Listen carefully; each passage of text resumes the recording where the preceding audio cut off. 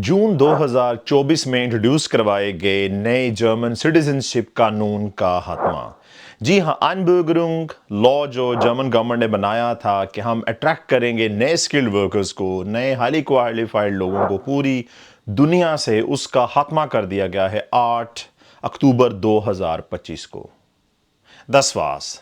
Absolute काओस कि ऐसे अफराद जो कि बहुत ज़्यादा अच्छे लेवल पे जर्मन ज़बान सीख के वेल इंटीग्रेट करके अपनी तरफ से कोई हाईली क्वालिफाइड प्रोफाइल लाते हैं जर्मन गवर्नमेंट के पास, तो उनको 3 साल बाद भी जर्मन की नेशनैलिटी दी जा सकती है। इसे टर्बो नेचुरलाइजेशन कहा गया था, यानी टर्बो आइनबर्गरुंग। लेकिन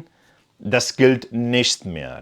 8 अक्टूबर 2025 को बुंडेस्टाग में वोटिंग हुई और आप अंदाज़ा लगा लें कि वो 450 के ऐवान में से 300 प्लस अफराद ने इसके हक में वोट दिया। यानी जर्मन पार्लियामेंट में बैठे 300 से ज़्यादा अफराद ये समझते हैं कि टर्बो नेचुरलाइजेशन या फिर बाहर के मुल्कों के लोगों का यहाँ पे आके सेटल होना और नेशनैलिटी हासिल करना अच्छी बात नहीं है। ये गमाजी करता है हालिया तौर पे जहन की जर्मन पार्लियामेंट में बैठे मोस्ट ऑफ द लोगों की। ओलाफ शोल्ज ने बहुत ज़्यादा मेहनत की एसपीडी पार्टी की जानिब से, एएफडी और ग्रीन पार्टी के साथ मिलकर 2024 और उससे पहले, कि वो किसी तरीके से एक अच्छा इमिग्रेशन सिस्टम ला सकें ताकि कनाडा, अमेरिका और यूके की बेस पे इनके पास भी हाईली क्वालिफाइड लोग आना शुरू हो जाएं। इवन दो यहाँ पे हर्डल्स हैं बहुत ज़्यादा। हर्डल से मेरी मुराद ज़बान है, यानी डॉइच जो लैंग्वेज है, इसके अलावा जो ब्यूरोक्रेसी सिस्टम है जर्मन का, उस वजह से बहुत से लोग इंग्लिश कंट्रीज़ को प्रेफर करते हैं। ओलाफ शोल्ज ने इंस्किज़ाम्त ऑल टुगेदर 2 लॉज का इजाफा किया था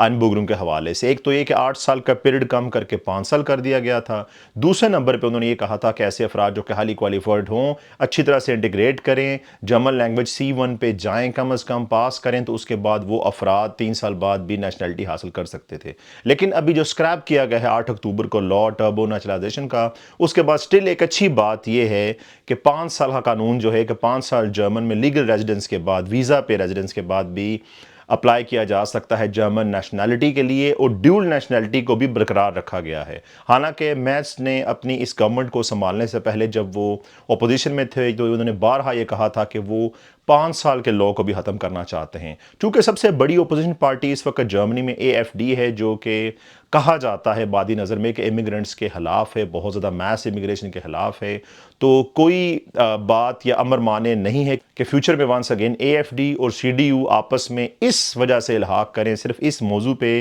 कि 5 साल के लॉ को भी स्क्रैप किया जाए और वापस इसे 8 या 10 साल पे लेकर जाया जाए, जैसा कि रिफॉर्म्स यूके या फिर टोरीज़ जो हैं पार्टीज़ इस वक्त ऐलानात कर रही हैं कि वो सिरे से ही नेशनलाइजेशन को पसंद ही नहीं करते और उसका टाइम बढ़ाना चाहते हैं। यूके की करंट गवर्नमेंट, लेबर गवर्नमेंट ने भी 10 साल का लॉ जो है वो अपनाने का फैसला किया है नेशनलाइजेशन के लिए। तो दाएं हाथ की जो जमातें हैं वो काफ़ी ज़्यादा तरक्की कर रही हैं, यूरोप में ऊपर आ रही हैं, चाहे वो पोलैंड हो, जर्मनी हो, यूके हो या फिर बाकी और कंट्रीज़ हों यूरोप में। तो इस रुझान में अब शायद फ्यूचर में इजाफा आए देखने में कि नेशनलाइजेशन के पीरियड्स मज़ीद बढ़ाए जाएँ तमाम मुख्तलिफ ममालिक में, जो कि नए आने वालों के लिए मज़ीद मुश्किलात खड़ी कर सकते हैं। बहुत से लोग कह सकते हैं उमर भाई इसका क्या नुकसान होना, कि इसकी रिक्वायरमेंट्स तो इतनी टफ थी, लेकिन फिर भी मेरी राय के मुताबिक एक जर्मन का बहुत पोलाइट इमेज आगे आया था इमिग्रेंट्स के लिए, स्पेशली जो हाईली क्वालिफाइड लोग हैं, क्योंकि वो क्यों ऑस्ट्रेलिया, कनाडा, यूएस, यूके को छोड़ के एक ऐसी कंट्री में जाएं जहां पे उन्हें 3 साल बाद ही नेशनैलिटी मिल जाएगी। तो पढ़े लिखे अफराद के ज़्यादा आने के चांसेस यहाँ पे बढ़ सकते थे। जो 3 साल का लॉ था वो काफ़ी हद तक एक नरम हवा का झोंका था हाली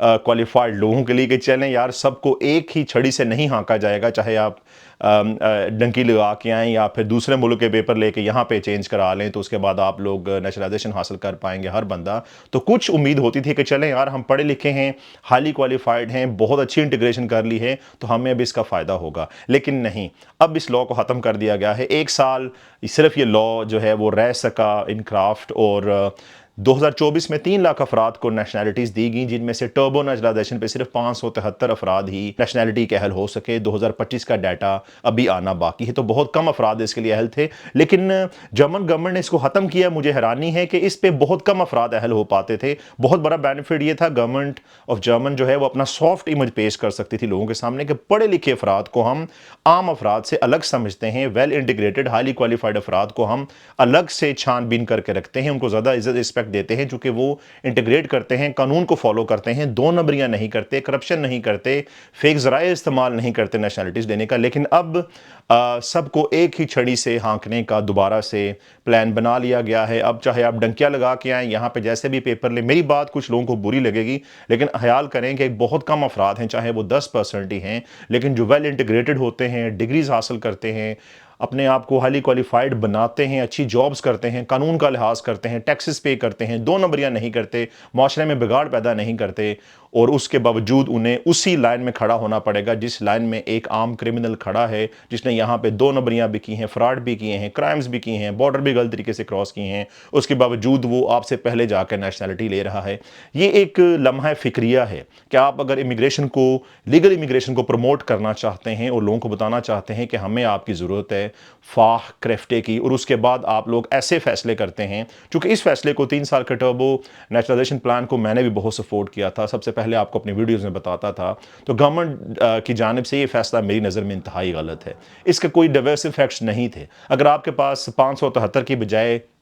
50,000 لوگ بھی ٹربو نیشنلائزیشن کے لیے اپلائی کر پاتے تو اس کی ریکوائرمنٹس ایسی ہیں کہ عام بندہ اس کے لیے اپلائی ہی نہیں کر سکتا۔ اس سے مراد یہ تھی کہ آپ کے پاس کہیں نہ کہیں سے اس چھاننی میں سے چھن کے، فلٹر میں سے نکل کے ہائیلی کوالیفائڈ ویل انٹیگریٹڈ لوگ ہی آنے تھے، تو اس کا فائدہ آپ کے ہی سوسائٹی کو ہونا تھا۔ بہت بڑی مسٹیک ہے، اپنا ایک سافٹ امیج بنانے کے بعد خراب کر دیا گورنمنٹ آف جرمن نے۔ باقی عام افراد ہیں، ان کے لیے میں آپ کو کہتا ہوں آپ 5 سال چھوڑیں، آپ 8 سال کا قانون رکھیں، کوئی مسئلہ نہیں ہے، آپ کا ملک ہے، آپ کو آزادی ہونی چاہیے، کس کو آنے دیں، کس کو کتنا عرصہ رہنے کے بعد نیشنلائزیشن کے لیے اپلائی کرنے کے موقع دیں، آپ کی مرضی ہے۔ اس کو آپ 5 سال سے بڑھا کر 8 سال کر دیں۔ ضرورت اس امر کی ہے کہ اس پیٹرن پہ آپ لوگ توجہ دیں کہ کیسے لوگ گھر بیٹھے بے آئینز سرٹیفکیٹ حاصل کر لیتے ہیں 2500 3000 یورو دے کے، اور کیسے لوگ لیبر اینڈ ڈوچلینڈ کا ٹیسٹ حاصل کر لیتے ہیں 1200 یورو پے کر کے گھر بیٹھے، ان کو گھر آ کے چائے کی ٹیبل پہ مل جاتا ہے، دے ڈو نتھنگ، اور اس کے بعد وہ نیشنلٹیز اپلائی کر لیتے ہیں۔ حالانکہ دوسری جگہ پہ ایک بندہ محنت کرتا ہے، اسکول جاتا ہے،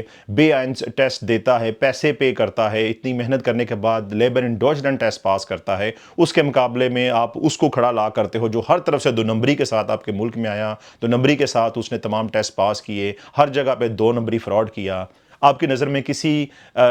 کی اچھائی یا پھر ایمانداری کا کوئی ایسا ویئنگ مشین ہے ہی نہیں جہاں پہ آپ دونوں کو تول کے کوئی ریوارڈ کر سکیں۔ اولاف شولز نے یہ کوشش کی تھی، لیکن ان کی کوشش کو میٹس گورنمنٹ نے جو ہے وہ ختم کر دیا ہے ایلیسے وائڈل کے ساتھ مل کے۔ چلیں کوئی بات نہیں، لیٹ سی فیوچر میں امیگریشن جرمن کا ایک ٹف موضوع نہیں رہے گی، لیکن حالات یہی بتا رہے ہیں کہ جیسے جیسے فار رائٹ پارٹیز حکومتوں میں آ رہی ہیں، یہ کام مزید مشکل سے مشکل تر ہوتے چلے جائیں گے۔